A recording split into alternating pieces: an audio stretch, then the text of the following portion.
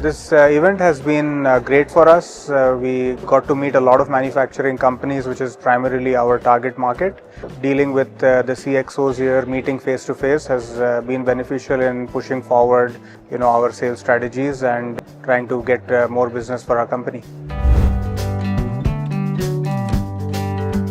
Yeah, one thing that really stood out for me is the ability to have meaningful, long conversations one-to-one with people, with a cup of coffee or some snacks, and it really made a difference in getting to know people, their pain points in their business, and how we can support them with our solutions.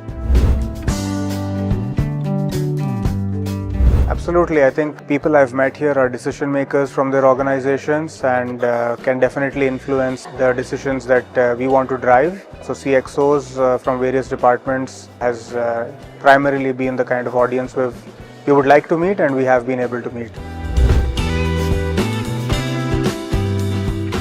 Definitely, I think it's been positive for us as an experience, and we would like to further explore opportunities to collaborate and do some good work together. Awesome, energizing, promising.